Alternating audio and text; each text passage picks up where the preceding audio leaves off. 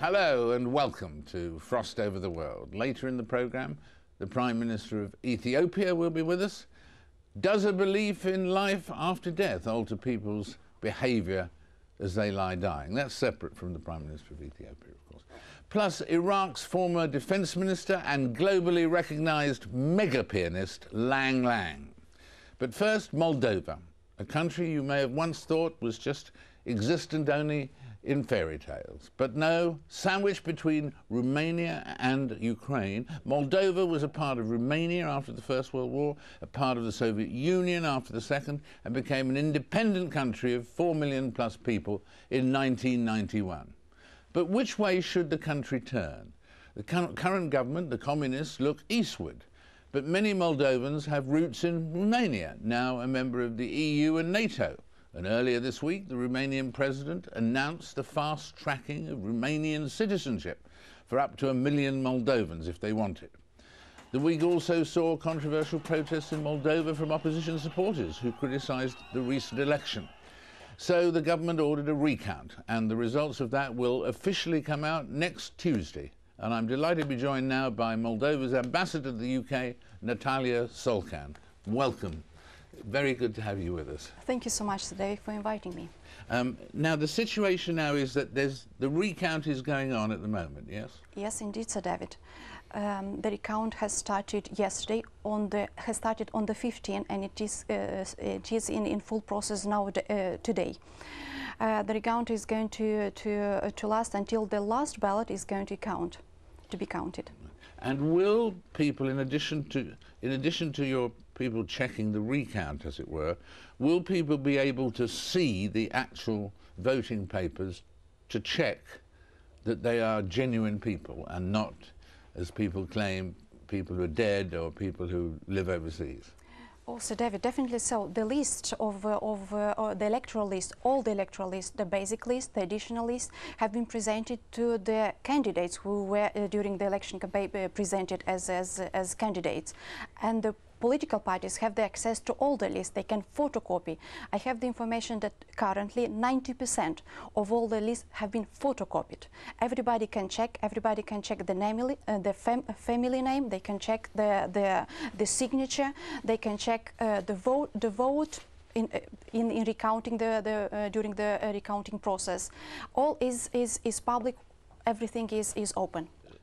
A UN-led small investigation into one jail found evidence of severe beatings and inhumane conditions. Do you think that's true? Will that be checked as well? So, David, the law exists for every single citizen in the Republic of Moldova. The law exists for every single protesters who were during the protesting day on the streets. But the law exists as well for the police who were injured. Of course, if this is the case should be brought in front of the General Prosecutor's Office, and the General Prosecutor's Office is going to thoroughly investigate every single case.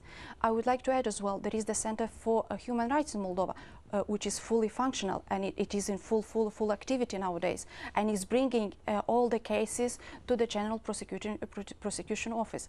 Moldova is a young democracy, is far from being perfect, but we are heading towards European integration, and absolutely every single reform is done in the country is done under the umbrella of the EU standards and values. What do you think, Ambassador, about this situation where the Romanians have volunteered that they'll fast-track 1 million passports and so on? Do you regard that, is that an unfriendly act by a neighbour? Sir David, this is of a grave concern for the Republic of Moldova. I would like to develop this issue because it is of very serious concern for my country, for my authorities. In Moldova live Moldovans, Ukrainians, Russians, Polish people, Roma people, Hungarian people, as well as Bulgarian, Turkish populations as well, which definitely show that Moldova is a multi-ethnic state. If, for example, every single state will start giving citizenship to the people who are living in Moldova, what will become to Moldova? But definitely, this comes from our neighboring Romania. as I said, it's of a grave concern for us. But why the Moldovans? Because everybody now is saying that there are around 800,000 requests. But I would say that there are more of these, because these are the requests, but these are families who are applying. But why the Moldovans are applying for citizenship? Is it because they consider themselves Romanians?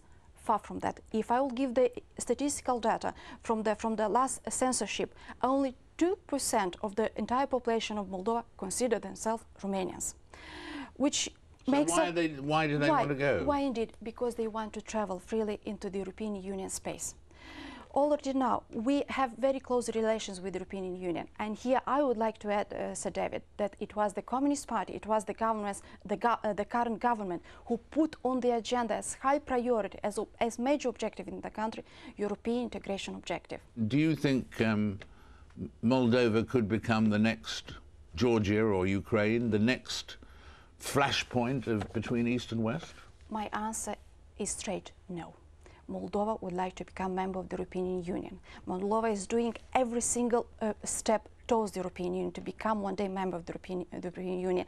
80% of the population supports the European integration agenda of the government.